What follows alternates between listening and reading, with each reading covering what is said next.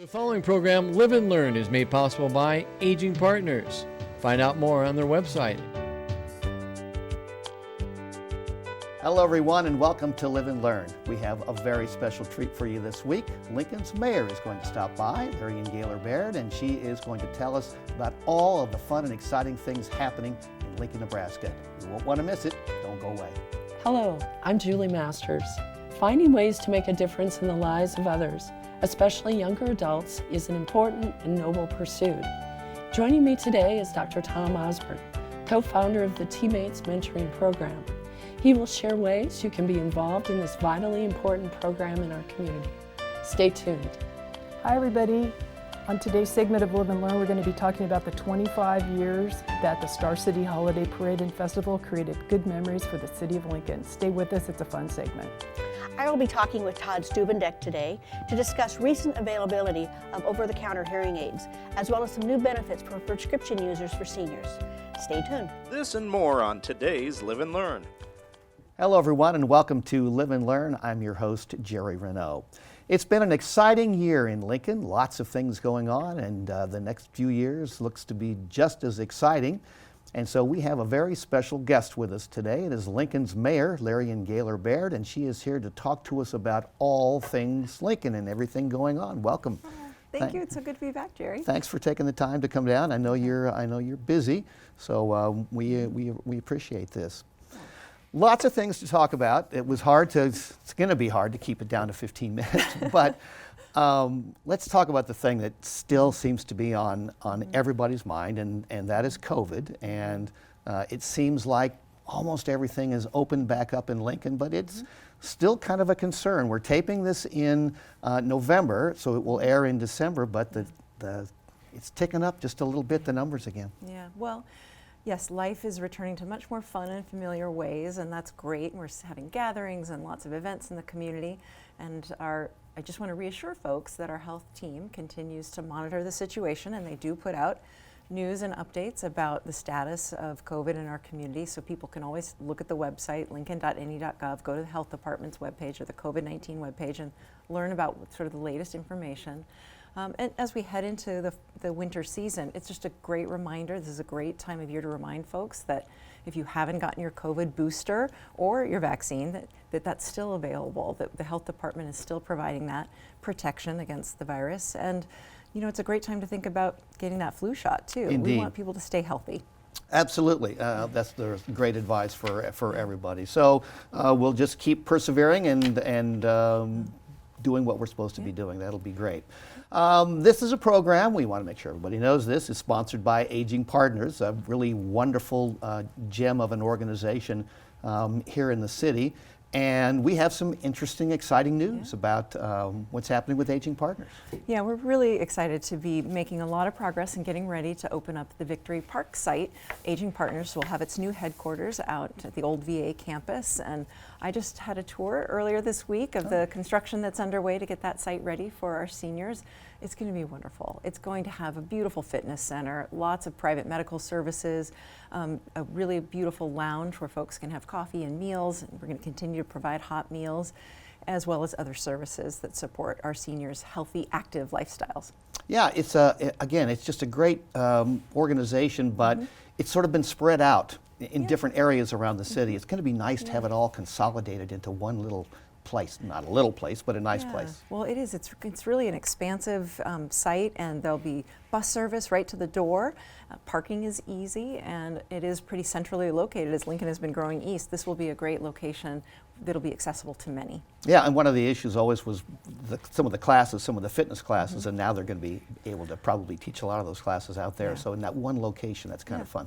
Yep. Very cool. It's coming together very beautifully. I think everybody is excited about it, and that we're hoping is going to be sometime early in the next year, right? That's right, early 2023. Perfect. I'll look forward to it. I'm going to be excited about that.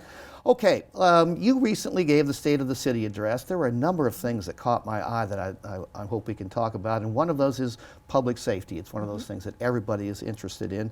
So let's start with some of the recent investments the city has made to try to make life better for all of us. Yeah, public safety is our community's and my administration's top priority, and so we do continue to invest. And so I was really pleased that in recent budgets we've been able to secure new fire engines and a new ambulance, and that's really important because it's really good for our firefighting team in terms of their own working conditions, but it also means we have better response times when people call 911. And so we're really pleased to have new vehicles. I got to ride shotgun in one of the new fire engines Oh, how recently. fun, how fun. Did you It's get to blow the fantastic. siren? I did get to push the button that honks the horn. Oh, okay. Okay. But it's great, and those will be housed in our community and enable us to have quick response times, and we'll continue to make those investments. And we also, our snow fighting crews, they have some new equipment as well, and we know that getting people safely around the community during snowstorm and severe weather is absolutely a vital responsibility. And we've got new plows, 12 of them, that can not only plow the snow, they can also put down anti-icing agents, and they can help distribute the brine that helps melt the snow. So we're really, really excited to have better equipment that'll help clear the streets faster and keep people safe as they move throughout the community. Are we going to get some snow this winter, do you think? Well, I've seen a few flakes this week, Jerry. Well, I know there yeah, have been a few, but we prepare for the worst and yeah. hope for the best. yeah, these are the kinds of things that are sort of interesting. It's hopeful that the fire trucks and the ambulances, and not so much the snow plows. We do need some snow. We need some moisture for sure. We just soon have them rust in the garages, but that's really not the case. Yeah. I mean, we really do need those kinds of things. Well, and the good thing about the snow plows, they're really versatile. So when it's not wintertime, we can take the plow blades off, the blades that help clear snow, and use them just to haul materials. So they're really versatile, and it's really cost effective for our taxpayers. Yeah, and I'm not a big proponent of snow, but we really do need some moisture Yep. in the city, don't we? Yeah. I know water's an issue for you Yeah. as well. So Yeah, water's a huge priority, and one of our long-term visions is securing a second source of water for our community. So I have an advisory council that's evaluating our alternatives right now, and looking forward to getting those recommendations in the new year. perfect, wonderful.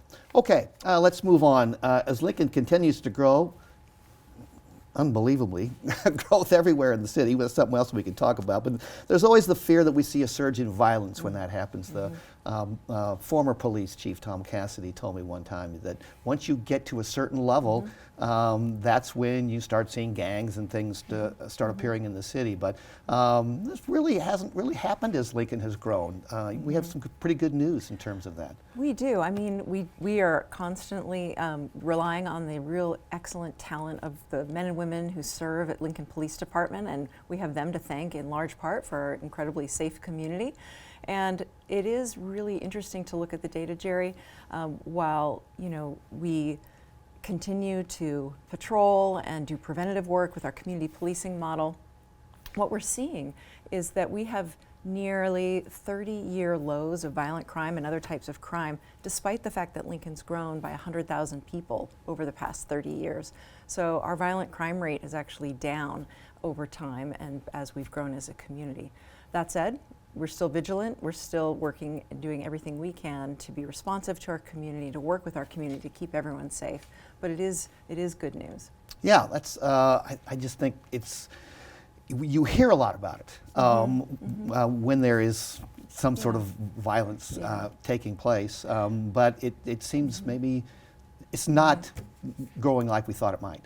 Well, I mean, I guess what I would say is that, there's no amount of murder that's acceptable. There's no amount of homicides that are acceptable. And as human beings, we respond. When we hear those stories, we feel and we care for those who've been affected, and that's a good thing. We want our community to not want that to happen in Lincoln. And so we continue to rely on our community to partner with LPD when they see something that doesn't seem to be right. If they have any concerns, to call the police department. We have a non-emergency line, and we can work with them to try to increase patrols or to monitor the situation. And that kind of partnership with the public is one of the reasons why we have nearly 30-year lows in most of our crime statistics. And you're still working to increase the number of policemen, police persons out on the street, and firefighters as well. Yeah, that's right. We've invested during the time that I've been in office in putting over 30 more people in the Lincoln Police Department, both officers and civilian sworn staff. And so that has been a major focus of building that team to support the growth of our community. And we've also invested in over 28 firefighting personnel as well, because we know that we have to keep pace, and we're working hard to bring in top talent to those roles so that we can keep our public safe and protected. Fabulous. Okay, one of the investments I know you're making, and this again deals with public safety, and that is reducing the number of traffic fatalities. And I just think the numbers are reducing travel-related deaths by 60% by 2045, addressing driving behavior policies and road design to eliminate fatalities for motorcycles, and pedestrians, and cyclists in Lincoln roads. That sounds like a huge project. Yeah. Tell us a little bit about that. Yeah, I announced at the State of the City that we've launched a Safe Streets Lincoln project, Vision Zero project initiative, and that's really focused on public safety through our streets. And so we know that we can analyze data and see where traffic accidents happen most often, where we have opportunities to maybe engineer our roads and sidewalks differently, or to look at our policies. Our traffic, Lincoln Transportation Utilities traffic team is going to be undertaking this project. And this is something that we, if we set this goal and deploy our personnel and engage with the community, we think we can make progress in reducing the number of traffic-related fatalities. Yeah, we've had a couple of terrible ones just recently, and again, it involves speed and alcohol. How do we manage that as well?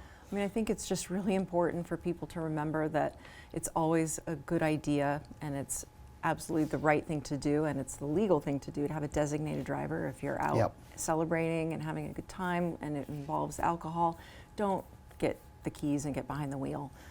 That's not safe for the driver, it's not safe for the passengers, and it's not safe for the public. Yeah, and we've got New Year's Eve coming up here at the end of this month, so we want everybody to, again, be real careful.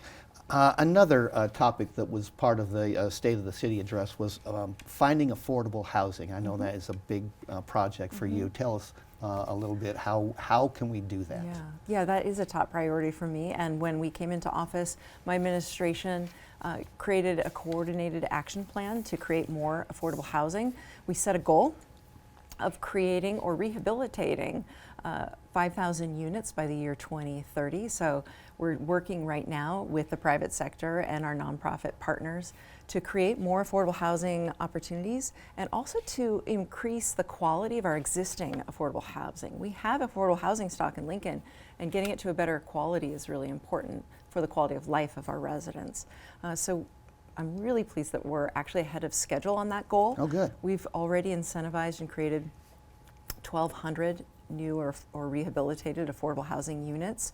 So we're ahead of the pace as we pursue that 5,000 goal. Fabulous. That's just wonderful.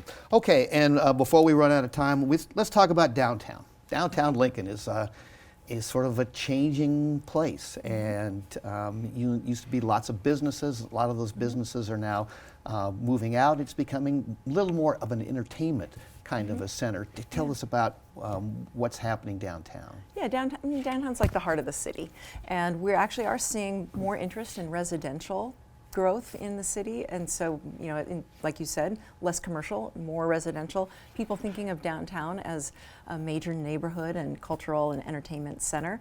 So we're continuing to support the growth of housing downtown, as well as residential amenities. Like we're going to be working on the South Haymarket Park on the western edge of downtown. And so that's one of the ways that we're supporting that growth in their downtown urban center.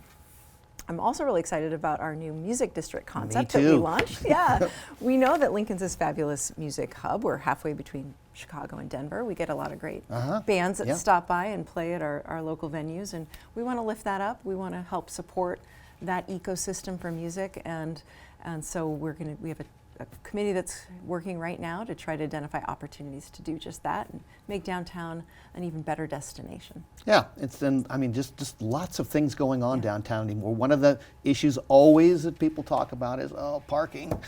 Yeah. We can have better parking downtown, easier parking, do you think? Yeah, well, we just renovated the old Eagle Garage, and that's opening okay. up to provide enhanced parking services. And we're working over in the West Haymarket. We've got another parking garage that's opening. And yes, this is something that we know is an important responsibility, and we continue to work to create more opportunities for parking downtown, but also more opportunities to get around downtown without your car. So if you want to have a choice and not necessarily commute downtown via your car, you can hop on a bus or a scooter or one of our bike share. That sounds fabulous. Bikes, I wish we had more time, but we are out of time. Thank you so much, Mayor, for coming by and talking to us about some of the exciting things going on in Lincoln. Oh, thank you so much, Jerry. It's always a pleasure. And thanks to all of you for tuning in. I'm your host, Jerry Renaud. Stay safe, stay healthy, and remember, it's never too late to live and learn. My kid has been asking for this hot new gaming thing, and I was like, okay, he had a birthday coming up anyway. So I finally find the video game online, in stock. Thing is, it was from this shoddy website full of typos. That's when I remembered a tip I got from the AARP Fraud Watch Network. Bogus website? This is a shopping scam. Got us matching t-shirts instead. Recognize fraud sooner, He loves his. so your money lives longer. The younger you are, the more you need AARP. Hi everyone, I'm Julie Masters and welcome to Live and Learn. Thanks to LNK TV, Dave Norris, and Aging Partners for producing this show. Also, thank you to the other Live and Learn co-hosts for your ongoing encouragement. Finally, a special thank you to the late Lita Paul Drake. You are missed. Now, I am both pleased and grateful to have Dr. Tom Osborne with us today. Dr. Osborne is the co-founder of the Teammates Mentoring Program. He is also a Hall of Fame football coach, served as athletic director for UNL, and was a Nebraska congressman for 2 years. Welcome, Dr. Osborne. Well, thank you, Julie. It's good to be here. Well, it's a delight to have you. Thank you so much. So can you tell us a little bit why you developed Teammates and what did you hope to accomplish? Well, I've been coaching for quite a while. Started in 1962 when actually Bob Devaney and I arrived on campus exactly the same month. And I didn't plan to be a coach. I thought I'd be a college professor or administrator, and one thing led to another and got into coaching in '62. And as time went by, I was struck by the changes that I was seeing in our young people, and particularly in terms of their living situation. Because back in the early '60s, when we went out to recruit somebody, very seldom did we recruit somebody who wasn't living under the same roof with both biological parents. But by 1991, when we decided to start something called Teammates, that had changed appreciably. And today, I would say probably over half of our young people are growing up without both biological parents, and roughly 40% are growing up with just single parent families. So the family structure changed, and then I think the culture became more complex in the late '60s, early '70s. We had Woodstock, and the drug culture began to hit us right between the eyes. We began to have to drug test our players. In 1985, first time we had the technology. And then some of the media events. I think a lot of the things that you now can see on TV, on television, music lyrics, would not be allowed in the public domain maybe 20 years ago. So kids are really flooded with conflicting messages, and much of it is not very healthy. And so anyway, I just decided, got in front of our players one day, and I thought it might be able to help some kids in Lincoln, and probably be good for the players to get outside of their own domain and help somebody else. And so I just asked our team, I said, how many of you guys be willing to serve as mentors to some 7th or 8th grade boys in the Lincoln Public Schools, and 22 hands went up, so we went to schools, and they said, yeah, I think that'd be a good idea. And so we just told them to meet with them once a week, and then once a month we'd get them all together. We'd have a speaker and play some basketball and have some pizza, and that's how it all started. Were you surprised to see so many of your players raise their hand to say, I want to be a mentor? Well, I really didn't know what to expect, and I figured there'd be a few, but it was kind of amazing because some of those guys were pretty high-profile players. Will Shields played for the Chiefs for 14 years, and he's still in touch with his mentee. A lot of them. Wow. So, anyway, it seemed to be something that caught on to some degree. Well, you know, we are now viewing a wonderful photo of Mrs. Osborne with her mentee. How often does the mentoring relationship continue beyond the first year? Now, you just mentioned Will Shields. Is that the exception, or is that more the norm? Well, our average length of match is right at 3 years. But we have a great many that are, I mentored a young guy for 12 years. And Nancy's relationship with Isabel Nichols was probably something like 8, 9, 10 years, and we're still in touch with Izzy. And so, but we try to have people, when they sign up, say that we're going to commit to at least 3 years, because by the time you build a solid relationship and a sense of trust, and I think it's important to really have an impact. It takes at least 3 years. It does, to have that relationship that isn't just on the surface, but it's more of an in-depth relationship. You bet. You know, our producer, Dave Norris, shared a wonderful quote by you. And that quote is, "You can tell by looking at me that I've got more miles behind me than I've got in front of me." When you reach that point, if you've got some good years left, you want to make sure that you use them wisely. So thinking about that quote, how does that relate to teammates in your work? And then also the potential for others who are aging and seeking ways to find meaning in their lives? Well, it's been kind of interesting, because sometimes we find that people think, well, when they're in their 60s or 70s, they wouldn't relate to a young person and wouldn't be a very good mentor. But we have many mentors that are 70s. I'm in the 80s. I'm mentoring two kids, and I remember one guy particularly we had who was in his middle 70s. He had Parkinson's, and he mentored 5 kids. He would mentor a different one each day of the week. My goodness. And I think it gave his life a good deal of meaning and purpose, and he certainly benefited those kids. And so it's important that I think our average age of mentor is somewhere in their 40s, but we have kids as young as 19. You have to be a high school graduate, and some kids are in college, and then we have a number of people in their 60s and 70s, and a few in their 80s. And I think, you know, we really have lost track sometimes of extended family.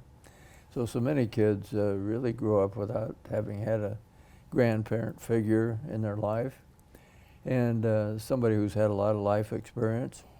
So some of our best mentors are older people. Well, and I think about the example you provided of the gentleman being a mentor to 5 different children. That example gave those children an opportunity to see that even in the midst of a chronic disease, a person still can contribute. A person can still make a difference. And it's the researcher in us that would say, okay, what are those kids going to be like 10, 20, 30 years down the road, and how are they impacted? Right. Well, and the thing about mentoring that's interesting is you certainly affect the life of that mentee. 85% of our kids say they are more hopeful because of their mentor. And Gallup said that the #1 predictor of success later in life is hope, some feeling that things will get better, that there's light at the end of the tunnel. Our graduation rate this last year was 98%. That's and brilliant. It ranges over 90%, 95% consistently. And when you think of the fact that most of our young people are below the poverty line and from single parent families, that's pretty remarkable, because you would expect it to be more in the 70-75% range with that demographic. So there's certainly a lot of benefits from it, and but the extended thing is the ripple effect. Is that I remember we had we had a match up in Omaha, and this one young guy was not going to class very much, and he was missing several days of school, 20, 30 days a year. His mentee had a visit with him, and finally they swung it around to where he started going to school, became a pretty good student. He got a scholarship to the University of Nebraska. Mm-hmm. And of course that was quite a life change for that young guy. Then his brother saw what happened. Brother didn't have a mentor, but he saw what happened to his brother. And he also had been missing a lot of school. And so he changed his attendance around. He got a scholarship to Creighton. And then the mother saw what had happened to the two kids, and she didn't have a high school diploma. And she went back to high school, or got a GED, then went to college. And so the impact of that one mentor really affected that whole family. And so that's generally the case. If you can change a person's life for the better, you're going to affect that person's life, the children of that person, sometimes the grandkids. And I saw that in my own life. I saw it trickle down through 3 generations to me, and probably to the 2,000 players that I coached were impacted by that mentor that my grandfather had many years ago. So it does. It is very powerful in that sense. When you have somebody that believes in you, it does bring hope, doesn't it? Mm. So I have one last question for you, and that is, I think one of your many gifts is your ability to have a vision of the future, seeing 3 plays down the field. That's what made you a brilliant coach, a brilliant strategist, I think a brilliant congressman. I'll give that to you. You're laying it on pretty thick, Julie. I'm not laying it on thick. I'm not that good. Well, all right. Anyway. I think you are. Anyways, what do you see as Teammates' future? Well, right now we're in 5 states. We've fairly well blanketed in Nebraska, about 150 chapters here, school districts. And we're pretty heavily into Iowa and moving into Kansas, Wyoming, and South Dakota. And we'd like to, if we can, solidify that area. We've had a lot of requests from Texas, from Arizona, from Minnesota to expand, but you can kind of outkick your coverage to where it's like a franchise, McDonald's or whatever. You want to make sure that somebody doesn't have the name Teammates and then go astray. And so well, we're taking it somewhat cautiously. But the thing about Teammates that has been attractive to people is it costs 1/4 the national average. Our average cost per match is about $450, and nationally it's $1,600. And then the data that we've collected has been very positive. So we do have a lot of interest in expanding. Wonderful, wonderful. Well, Dr. Osborne, it is always a gift to be in your company. And yes, I am going to lay it on thick because I do have such a tremendous respect for you, as does pretty much everyone in this building, in this studio today. As you came in, people were so glad to see you, and so that's part of your legacy. For people wanting more information about Teammates, you can go to teammates.org, or you can call 402-353-6252. Remember, it's never too late to live and learn. I was doing some shopping and got a pop-up on my laptop. Computer had a virus. So I called the number on the page, and the guy on the phone wants to take control of my screen to sort it out. Then I remember a tip I got from the AARP Fraud Watch Network. Control my screen. This is a tech support scam. Thankfully, my order still went through. Recognize fraud sooner so your money lives longer. The younger you are, the more you need AARP. Hi everybody, welcome to Live and Learn. My name's Kim Hachia. Hey, once again, thanks to our producers and directors in LNK TV and Aging Partners for producing the show. We couldn't do it without them, and we really appreciate their hard work. You know, for 25 years, the first Saturday in December, everybody stepped out downtown because it was the Star City Holiday Parade.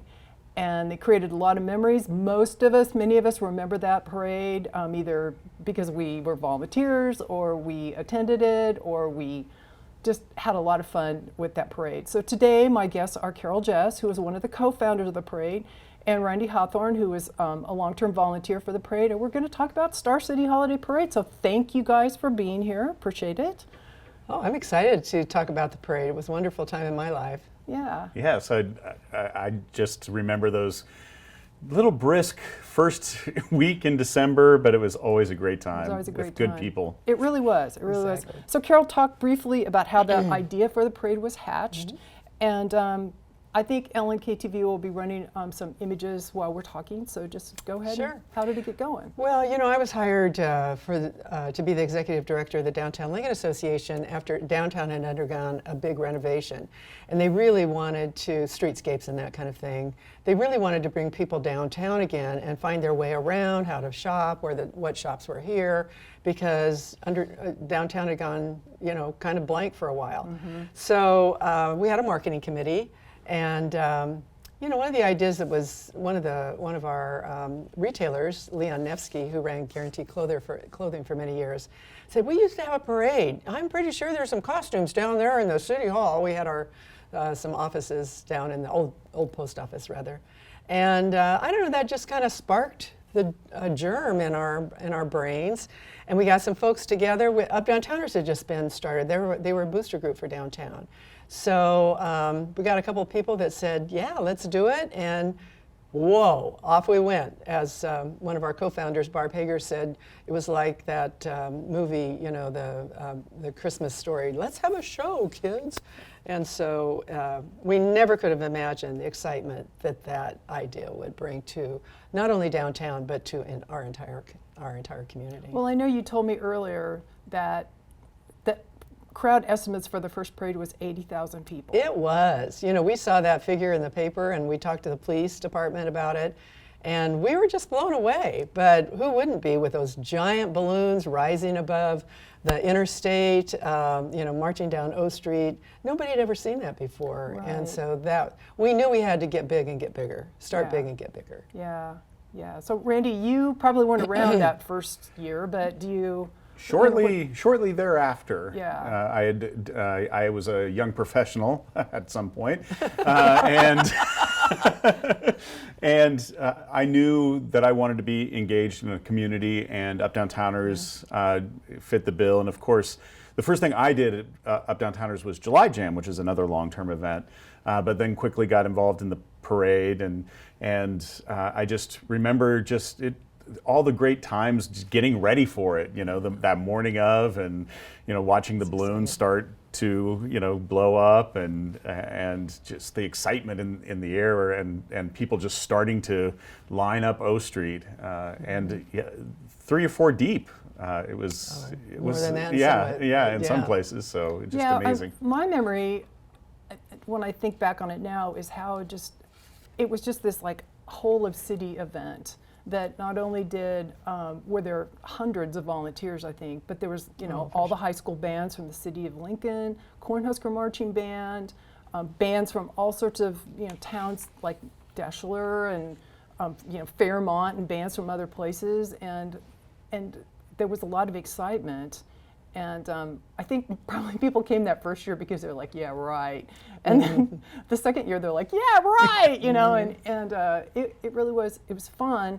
The logistics of it, though, were pretty pretty astonishing. And I think back on that, we're all volunteers having to learn how to do that. And maybe one of you guys could talk about, you know, the city had to be involved in moving the street lights out of the way. And how did people learn how to handle those balloons? How did the balloons not, you know, fly to Saskatchewan?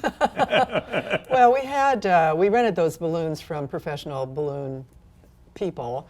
I think the first ones came from the Detroit Thanksgiving Day Parade. And I talked to them quite extensively, and they reassured me that they always had a parade in the wintertime. And I thought, if they can do it in Detroit, we can do it in Lincoln. So, you know, you just have to have a positive attitude. Just go on with it. But you talk about the bands, and they were really integral to, we knew we needed that music, we needed that vibrancy, and we knew that families would come and see their kids go down O Street, and the bands themselves were thrilled to go down O Street. They just don't get that opportunity anymore. They used to during band days and so on. And I have to give Phil Sco, who was our superintendent of schools that first year, he really made it happen, because it wasn't marching season for bands, it was concert season. And they weren't excited about, you know, getting the uniforms out and all that. But we gave incentives to small towns that came. We developed band bucks, which gave them some discounts to go to restaurants to eat. We gave them stipends for travel.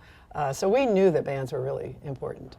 I always enjoyed the Cornhusker Marching Band. They would play Good King Wenceslas, and they had their band song, and it was just, they just added so much because, well, first of all, they're huge, and they were loud, and they were beautiful, and they were right in front of Santa. That's right. And that was kind of the big deal. Santa closed out the parade, but also, you know, the mayor was in a carriage, and the governor came. You have a great story about Bob Kerrey arriving late, and you had to run and jump to in his hustle car. him in the carriage. Yeah, he was. The parade started, you know, right at 9th and O, and I think at 10th and O he showed up, and so we had to. Of course, we had radios, and we knew where he was, and we had to get him in the carriage. You know, we could go on about balloons and great floats. The community came out and built some fabulous floats, and we had to deal with horse poop. You know? And I'll never forget the Cornhusker guys had big silver trays that they were picking up after the carriage that went by. So we have lots and lots of fun stories like that. Well, I know. Go ahead, Rick. I was just going to say there was, you know, at some point then we started inviting communities to be a part, and we'd have a star community. Yeah. And then they would have to build a series of floats and bring their band and everything else, and that was really cool to see some of the smaller communities and really highlight them. I thought that was a really interesting part of the parade. Well, and the parade kind of grew into, you know, they called it the festival then. So we had Polar Bear Picnic. We did. Which is a little breakfast with Santa thing before, and all sorts of events. Well, the big culmination was at the Cornhusker Hotel, and they were one of our partners from the very, very beginning. And they would bring everybody into the ballroom and with free refreshments, and that's where we had our awards ceremony. You know, we just had a lot of partners that really made it possible. We were talking about balloon handlers before. They would come in, and you know, like NBC Bank would have a giant balloon, and those people would go the night before and have training, because you're right. It was tricky to get those big balloons down O Street. And then it got trickier when we put in the skywalks. Yeah. They had to do the limbo to get into those skywalks. Yeah, and so, like we had a picture earlier of the Grinch, and that was probably one of the bigger balloons, and he would have been difficult to drag under. Yeah, but I do we remember had, that. you know, we had different kinds of balloons too. Some were air-lifted, and some were filled with helium. And the balloons on a windy day, some of the balloons kind of got weak at the knees, as we like to say, because those balloons kind of got shifted around a little bit. But. Well, I know Channel 10 was a sponsor, and they did narration. Lita, our late host for Live and Learn, was one of the first narrators, and was on air and did her Lita thing, and it was great.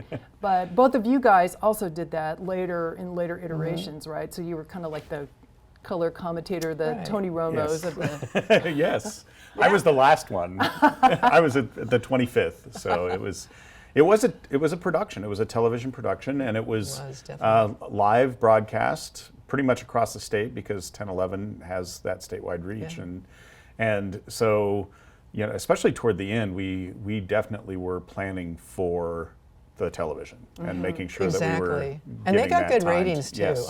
Jim Ebel was the owner out there at that time, and the first parade they stopped for commercials, so we had huge gaps. So we tidied that up, and Channel 10, did it differently the next year, so that the television audience and the live audience could have a better experience. Well, and there was also, you guys had to write scripts, so you had to know who was what and who was coming in, and so you couldn't get off script and call the Fairmont band the Deschler band. Right. There would be issues, but it was just a lot of fun.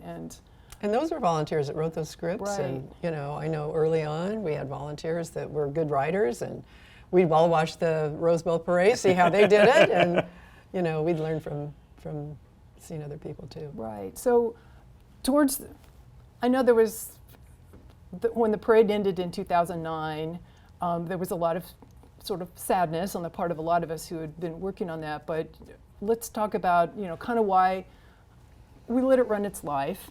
But Randy, you kind of were there at the end, and so I think it was a number of factors that played into that. First of all, if you remember, in 2008 there was a thing called a recession, and city budgets were tight, and this parade would not have happened without the generosity of city agencies like the police department and just Public Works and all of those folks that had to get the parade route ready and then protect the parade route. Right. That was in the six figures. Yeah. To the in-kind that they were willing to do for that parade and for our community was astounding. And so to lose that, and to be quite honest, the landscape of downtown had changed when it started. We were retail downtown quite a bit. And, we were in a kind of a transformation of, we're much closer to a 24-hour downtown again. And at that time, there was that little blip where there just wasn't as much excitement for being downtown for the same reasons, because that was really retail driven to have a parade. Right. People would go to the parade and then go start their Christmas shopping. And so that was another thing. So, at that point, the city had to choose between two festivals, and they went with, the 4th of July, which is understandable, right? Because as a community, if you don't have fireworks, that seems a little weird. Yeah. But that was, and we didn't have the same local support. You mentioned NBC Bank. Well, NBC was purchased by a national. A national bank, and so much more difficult. You couldn't make the decisions here in Lincoln for what was good for Lincoln. Right. Exactly. It was more diverse than that. Yeah. So I know we're all kind of sad that there isn't a parade anymore, but I think what we can all say is a lot of us, we learned so much, and it really helped develop our professional careers, because we learned. We problem solving. We learned problem solving, and I think that was a really critical thing. That all of us can say, you're on the fly and you see something happen and you just have to fix it. And so I think that was kind of a cool thing too. So we are out of time, unfortunately. I know we could talk about this for 2 hours, and probably all have, but I want to thank you guys for being here and for being part of, helping create memories in the city of Lincoln. I know a lot of people really love the parade and really have good feelings about that. So thanks for coming. You're welcome. Our pleasure. Yeah, certainly. This has been great. Thanks. I want to remind our viewers it's never too late to live and learn. So, I'm playing with the dog, and I get this robocall from the Social Security Administration saying my card had been suspended and I had to call them back immediately. And that's when I remembered a tip from the AARP Fraud Watch Network. Random robocall? This is a Social Security scam. Recognize fraud sooner. Robots. So your money lives longer. The younger you are, the more you need AARP. Hello, I'm Barb Tyler, and I'm delighted to welcome Todd Stubendeck today, the State Director of AARP. Todd, hearing aids, especially over-the-counter types, have been a topic of concern for quite a while. And please explain why this is so. Well, the Congress recently passed legislation, and the FDA has just implemented a new rule that allows over-the-counter hearing aids to be sold to folks. This sort of issue of hearing loss is a really important one that we need to talk about, and we think that this new over-the-counter option will really help folks out. About 15% of U.S. adults have some form of hearing loss. And as we get older, you know, that number goes up. And so that's kind of small. So if when you look at the population between 65 and 74, that number goes to about a third of them have some sort of form of hearing loss. And then over 75, it's 50% have a form of hearing loss. But what we also know is that 80% of the people who would benefit from having some sort of hearing assisted device don't have it. And I think there's probably two reasons for that. And what I'm hoping is that this new rule will help us with both of those. The first reason is the cost. Hearing aids can be enormously expensive. I think the average is $4,600, but it's not unheard of that hearing aids can cost $6,000 to $10,000 as well. And so I know folks who have hearing aids that tell me that they are in constant fear of losing or damaging that hearing aid because then they can't replace it. So we have this issue of cost. The other thing I think we have is this issue of social stigma around hearing aids and people not wanting to wear them because of the social stigma side of things. So this new ruling by the FDA allows companies to begin to sell over-the-counter hearing aids. And I think what's really important about this is that they're going to be cheaper. They're going to be more affordable. I shouldn't say cheaper. They're going to be more affordable. They're going to average between $200 and $1,000. So not cheap, still expensive, but much less than they were before. And the analogy I like to use on this, and we talked about this a little bit before, is as I'm getting older, I notice that I have trouble reading on a sheet of paper, a newspaper. That small print gets harder and harder every year to read. And so I talked to my eye doctor about it, and he could give me a prescription for reading glasses, and I could pay for that. But what he said is, where you're at with your vision right now, the easiest thing is just go to the pharmacy and buy a cheap pair of reading glasses, and that will take care of you. Now, if your reading continues to get more difficult, we may get to the point where you have to get a prescription. So that's very similar to what we're talking about here. We're talking about people with mild to moderate hearing loss being able to buy something over the counter that will give them that little extra help and help them to hear more. And I imagine part of it too is they don't think they have a hearing problem. You know, I'll use my husband as an analogy. He thinks he's just fine, but and he may be. There's circumstances you're around. Maybe in a certain circumstance, high ceilings or a noisy crowd, it's just they'll blame it on that. So denial may be a part of that as well. It is, and it's important. Like I said, about 90% of the people who have hearing loss fall in this mild to moderate category, which these devices are specifically designed to help people mild to moderate.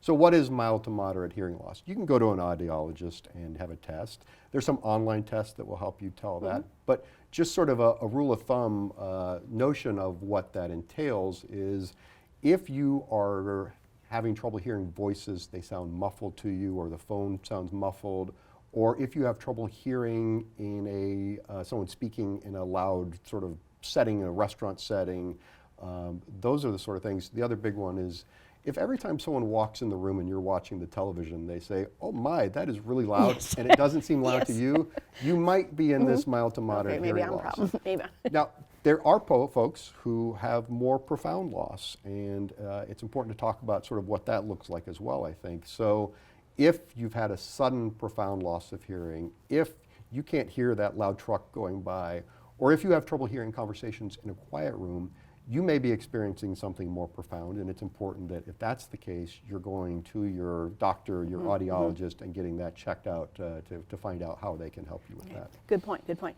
So now that we're here at this point, why is this different?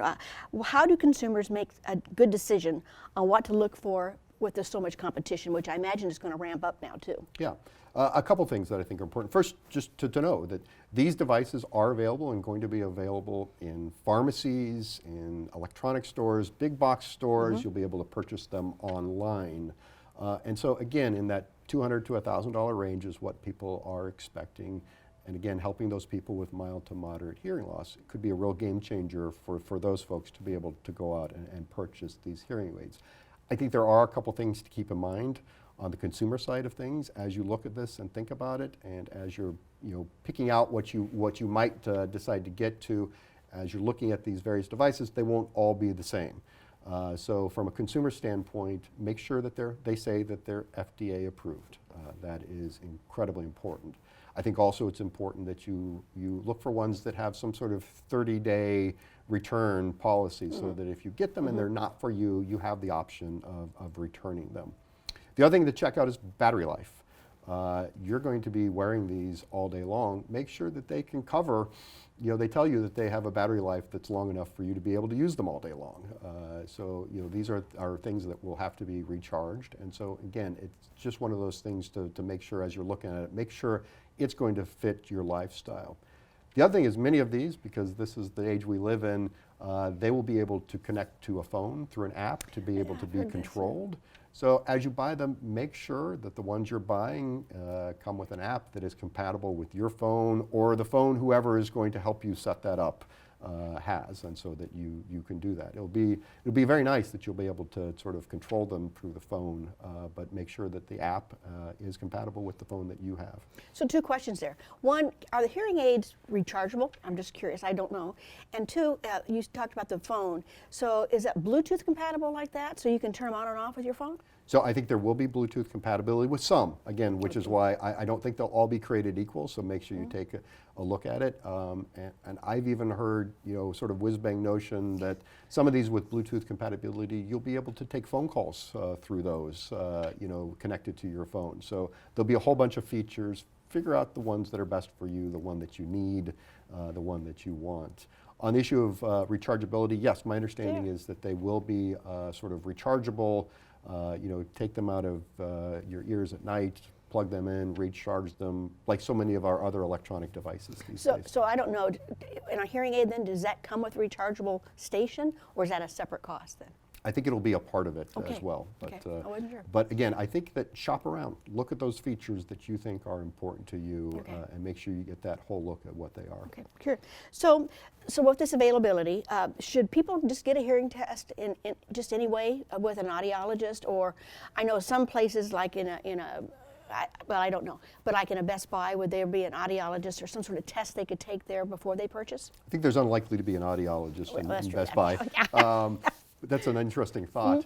What I would say is, yeah, I mean, just like we get our eyes checked, I think it's good to get our hearing checked once in a while. And most private insurance and Medicare will pay for a hearing check with an audiologist. Now, again, there are other options on there. There are apps and there are online tests that you can take that will help test your hearing and give you a sense of where you're at with your hearing. And so those are certainly options that you can take as well.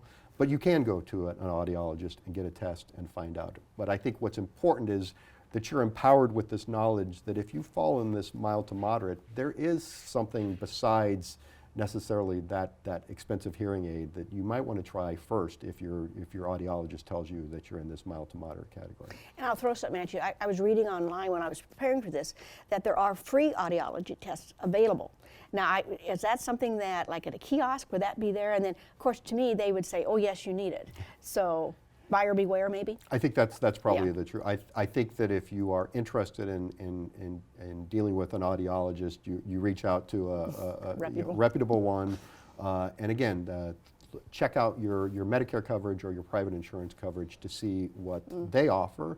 And it's also possible that there is folks within your network that is suggested for you from an audiologist standpoint. So you've mentioned a couple things when you're looking at an over-the-counter hearing aid, the FDA approval, the return, anything else like, I know it's probably just going to be per person, how individual needs. But are they available now then, and were they available again, pharmacies and? Pharmacies, I think electronic stores, I think big box stores will carry them. You'll be able to buy them online as well. It might be one of those things where it's nice to shop online and get a sense of the different things that are out there. They are available now. I don't know how widely available they are, but they will be, if they're not widely available, they will be coming. This is something that folks have urged for many, many years, and we're grateful that we finally gotten to the point where there is this option. So just curious, so way back in the beginning, why has this not been a big topic before with hearing aids? As I approach, and I get older, as everybody else does, hearing aids have always been an issue, but has there been a controlled market on this, or has it just been a kind of a lobbyist group that's controlled this cost, or what's your take on it? Yeah, my understanding is that there were groups that didn't want to see this competition introduced into the market, and again, because this is an FDA-approved device, it took the FDA after Congress passed legislation to do that. Okay, so besides with AARP, you take care of a lot of senior needs, but any other exciting things coming along? I know there's some issues that are coming around the first of the year as far as medications. Can you speak to that a little bit? Yes, another bill that Congress passed earlier this year that's being implemented will have some direct impact on the 350,000 plus Nebraskans who are Medicare beneficiaries. So in addition to being able to now negotiate drug prices, Medicare was not able to do that before. It's something that the VA can do and the Department of Defense health system can do. Medicare will be able to negotiate drug prices, which we hope will bring drug prices down. But in addition to that, in January, there are two benefits coming to Medicare beneficiaries who that participate in the drug plan. First will be that there will be a $35 cap on insulin per month for Medicare beneficiaries, which will be so important for so many who rely on insulin, and it can be very expensive. So that cap will be critical for those. The other good news is that for the first time, all vaccinations that are on sort of the approved list of vaccinations that people should have, that doctors come up with, will also all be free. Up until now, that hasn't been the case. There have been co-pays on certain vaccinations, and the one that comes to mind quickly is the shingles vaccine. I was going to say, I had that. Yeah. So important to get the shingles vaccine. You do not want to get shingles. I've never had it, but everyone who has had it tells me it's horrible. But that wasn't free under Medicare, and so some people had really large copay to get the shingles vaccine and just wouldn't get it because of that copay. Now that will be a free vaccine for them, and so that's an important thing come January that all Medicare beneficiaries will be able to get. Okay. So to wrap up here, we'll have your website available. Thank you. And I know you have a local office here, but you urge people to reach out to your website, which is? It is aarp.org/NE. You can find information on AARP programs and various resources, including more information on hearing aids. On hearing aids. That was a really good article that I had read, and that's where I got the topics. So Todd, thank you for taking time today to discuss these timely issues. And remember, everybody else, it's never too late to live and learn.